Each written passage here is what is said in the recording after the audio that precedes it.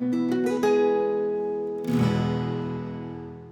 my role as the Agile Transformation Leader at Adobe from 2008 until 2015, and then as an independent trainer and coach after that, I used to challenge anyone to show me a feature or a project that was unsplittable. People would describe their trickiest, most complex things, and then we'd proceed to split it together. In 15 years of throwing down that challenge, I only had one example of a thing I couldn't split down into several small slices, small enough to get several of them done in a single sprint. But I was doing it very intuitively. I couldn't put my finger on the patterns I was using to split those items. All I could do was confidently say that anything could be split smaller and then prove it. Then when Richard and I first met, I found a kindred spirit. I learned that he often threw down the same gauntlet. But what's so cool about Richard Lawrence is that he's great at figuring out the patterns behind things and then describing them very succinctly. And he's done that with splitting big things down into smaller slices. The first public example of that is his well-known story splitting cheat sheet. And before that, it was the article that became the cheat sheet, and the backstory there is interesting. I wrote this article in 2007 on patterns for splitting user stories. And at the time, it was just, here are some things that seem to be working for my team. Maybe they'll be useful to somebody else. I didn't think much of it and put that out on the internet with that challenge at the end. Like, I don't believe there's any unsplittable software stories. If you think you have one, bring it to me. And I was hoping to learn some things from that and have people bring me the hard ones. And maybe I missed a pattern or something.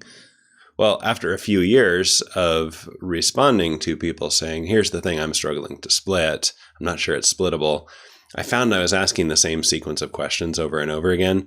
And so that well-known story splitting cheat sheet or flowchart or poster, whatever you call it, that's now translated into all those different languages and is our number one download. That thing was initially just, here's the series of questions I ask when I'm helping walk somebody through teaching this. And I found it was pretty reliable at producing the outcome of small slices you could pull into a single sprint.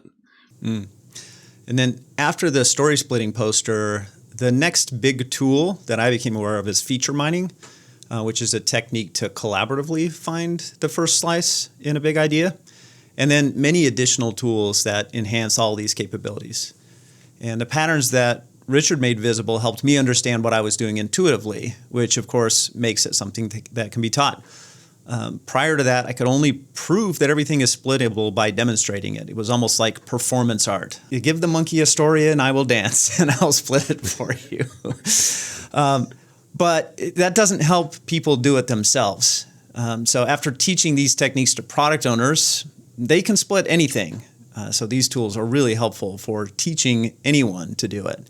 And then we find that a lot of product owners end up teaching their teams to do it as well. So then it's no longer just the product owner doing all of the splitting. It's a collaborative activity, and that makes both the PO's life more manageable and leads to better outcomes since you have multiple ideas coming from different team members' perspectives on how to split. Yeah, I think it actually has to be collaborative because usually the product owner understands the problem side of things really well, but isn't as deep in the solution side of things, and vice versa in the development team. And putting those two perspectives together is where you find the really good slices. Yeah. So in 2015, I built out an online course to walk through feature mining and story splitting to try to scale this. So it wasn't just people who had direct time with me who could benefit from learning these things now that they were pretty reliable. That one, 80/20 product ownership, has regularly been the best-selling online course we offer over at learning.humanizingwork.com. Even 8 years later, it still sells strong. But in those 8 years, we've continued to get clearer about the underlying patterns and how to teach them and what additional techniques product owners need in order to split things as easily as we were doing it intuitively. And so for the last year, we've been working to create a major rewrite of that course. And we're about to launch the brand new course called 80/20 Product Backlog Refinement. We've been testing this with a group of product owners, scrum masters, and coaches for a couple of months because we're good agilists. We want to give a little small slice to somebody, get some feedback on it, improve it based on their feedback. And we're really excited to share the results of that with everybody. We think that pretty much everyone can benefit from figuring out how to take big, challenging things and split them down into small slices of learning and value. I was having a conversation with my brother a little while ago, and he plays a product owner role at a large medical company. And I mentioned that we were working on this course and what we were going to call it, 80/20 Product Backlog Refinement. And he sort of rolled his eyes and groaned a little bit. And I said, well, what's wrong with that? And he said that for them, backlog refinement is like this weekly full team bureaucratic debate about pointing and tasking and arguing about priority and dependencies. And for him, that term backlog refinement just calls to mind red tape, busy work, bureaucracy, kind of ineffectiveness, and no one on the team looks forward to it, which is tragic to me because when it's done right, I love doing this kind of work. I find it creative, fulfilling, very purposeful. And we think everyone listening would benefit from getting better at product backlog refinement, even if you don't call your list of work a product backlog. People that are not in product owner roles, people that are outside of software, outside of the agile space, we all have big goals that would benefit from slicing them into small slices that build some momentum, some learning, and some value really quickly. Like I've used the techniques from this course to do things like buying a house and moving, going on vacation, planning and launching a new youth program. But we've never really talked much about the business case for why slice this way. So if you're not sure why improving your skills at backlog refinement might be useful, in this episode, we're going to make our case. And if you already know that you want it, you want these skills, but you might need to convince someone else who might hold the budget strings to buy a course like 80/20 Product Backlog Refinement, you can use the points that we make in this episode as talking points. So let's start with this, Richard. What do you think most people get wrong related to product backlog refinement? Well, similar to what your brother said, I think there's this popular myth that backlog refinement is just managing JIRA tickets and arguing about tasks and estimates, and it's like admin work around a backlog.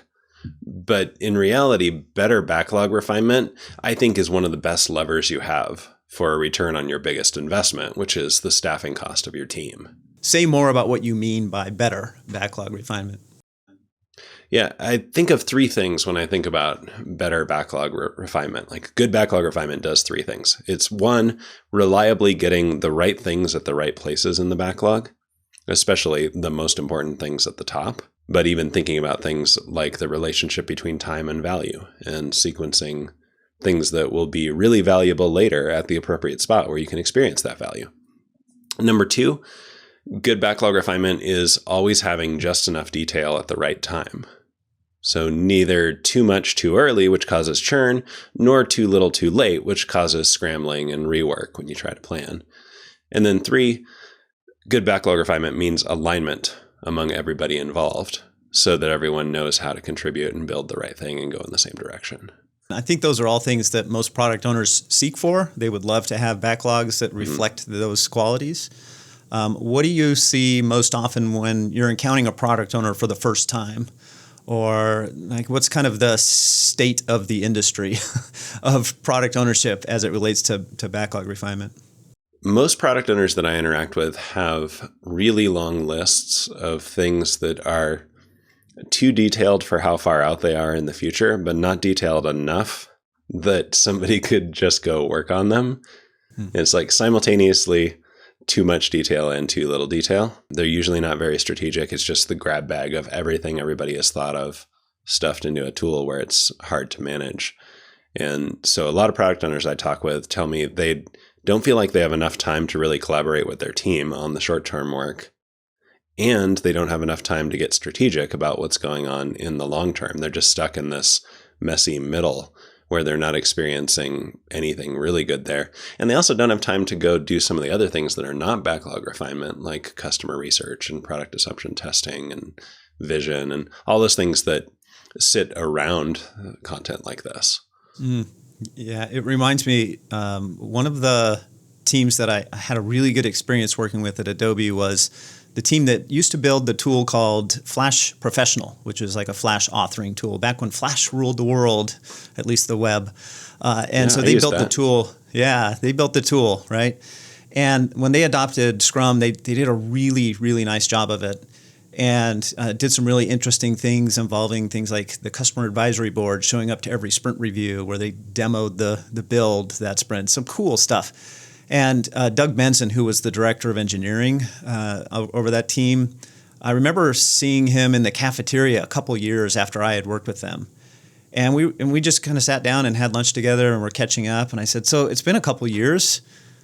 What's changed? Like, I always wonder when I've worked with a team and then I don't see them for a while, did any of that stick? Was it useful? Mm-hmm. And so I asked Doug a question, something like, what's been the biggest benefit of taking a more agile approach? And he said, by far, the biggest benefit is we no longer write really detailed specifications for features we're never going to get around to building. And because we build little slices, we no longer build things that our customers don't want.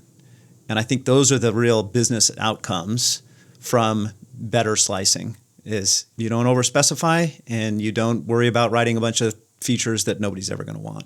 What led you to focusing so much of your time on this topic of backlog refinement? Because that's not where you started. You started out as a developer doing extreme programming, which is a pretty kind of technically focused approach to software. And I'm wondering how that turned into being the guru of all things splitting. If we go way back, when I started with extreme programming, I think I got decent product management for free on some of those early teams. And so I focused a lot on getting teams collaborating well and building good quality. And then a few years into it, I remember one team I was working with, we went from struggling to delivering reliably in weekly sprints after about 6 weeks, and then looked around and realized nobody wanted the thing we were building. And that was the point where I realized, first off, that this product management thing, or product ownership, or whatever you call it in your context, is a prerequisite to everything else. It doesn't matter how good your developers are if they're building the wrong thing or don't have a valuable thing to build. So that was where I started looking seriously at how to do this well. And then once I started doing that, I found that one of the big skills that people struggle with is taking big things and breaking them down into smaller things that will actually provide meaningful value and learning and risk mitigation as you go. And that's what led to the story splitting content.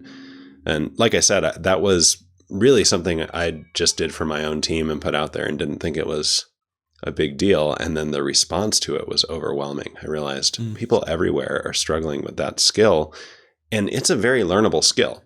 So that was the other thing that made me focus so much of my career on product ownership. It's simultaneously high leverage.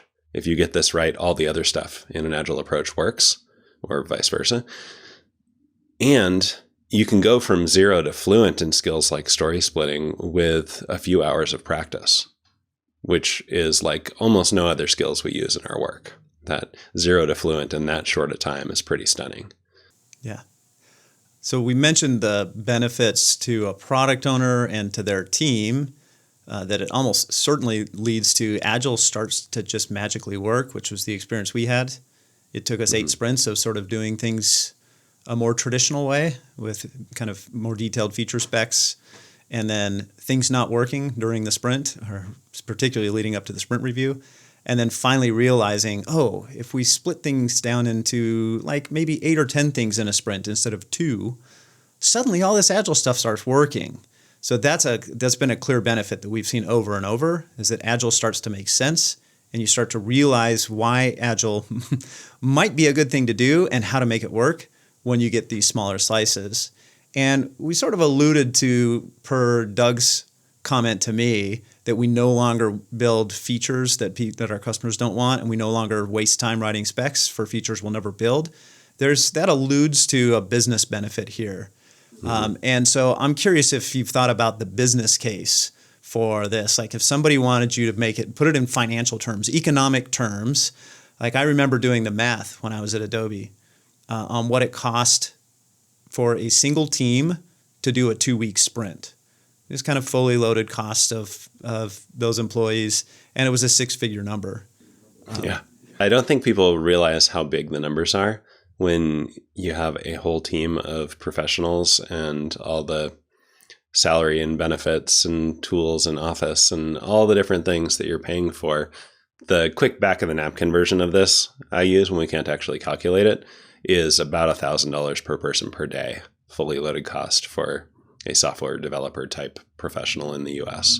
So your team of 7 people, typical Scrum team, is $7,000 per day, or $70,000 for a 2-week sprint. Now, you go to an expensive area like Seattle or the Bay Area or something like your team at Adobe, and the numbers are going to be even bigger. A bigger team, the numbers are going to be even bigger. And if you go back to the 3 criteria I mentioned earlier for a good, well-refined backlog, we're focusing on the most important things. We have the right detail at the right time, and we're aligned around what it is and what it means. That is going to be the number one thing that determines the return on your investment.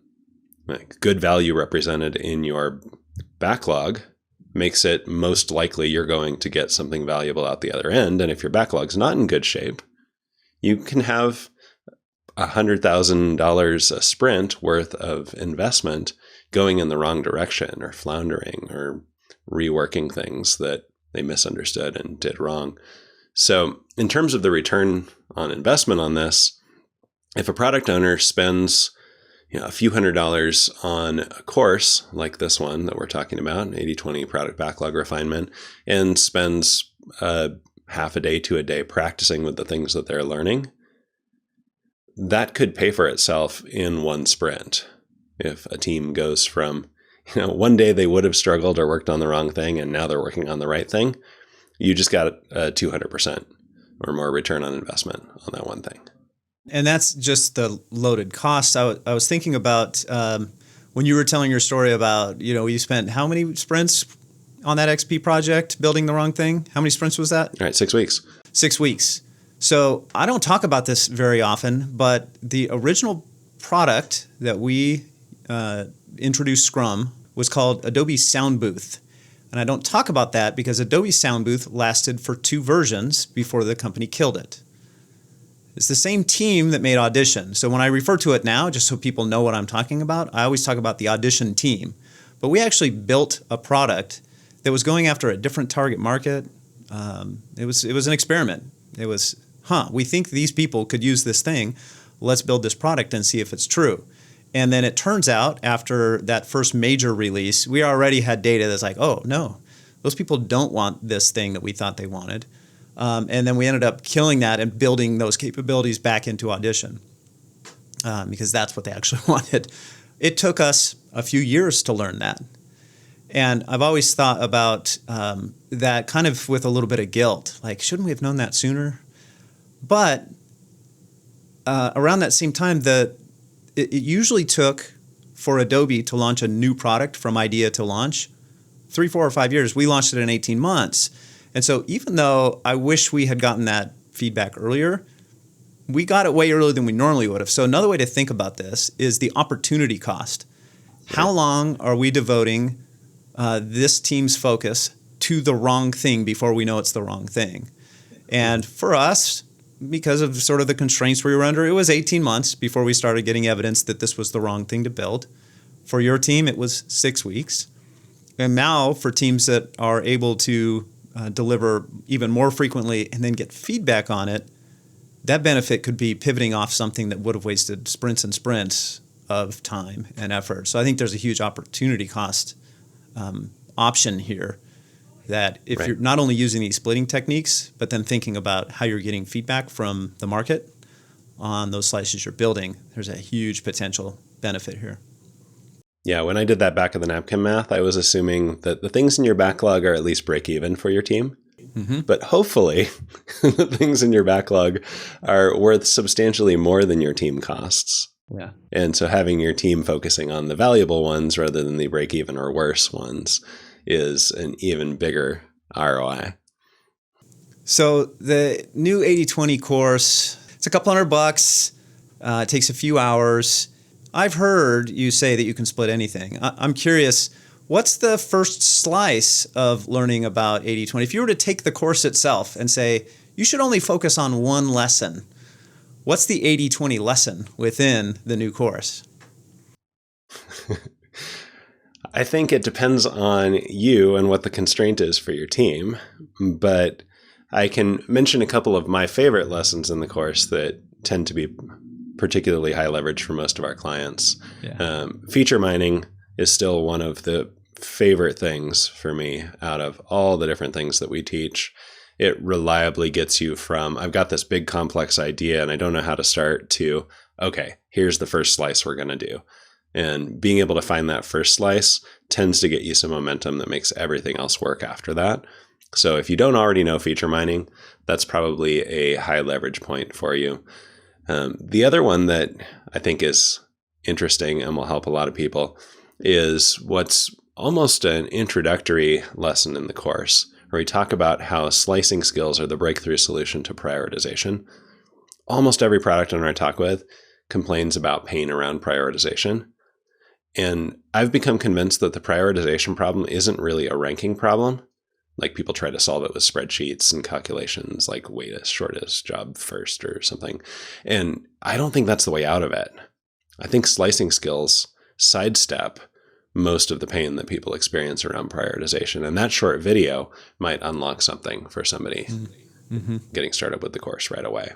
And then, of course, the PO board, which we've done an episode about, but I go into more depth in the course, which is a way of structuring your backlog to turn backlog refinement into a calm, sustainable thing, instead of, like your brother experiences, a weekly meeting that nobody wants to go to. Mm-hmm.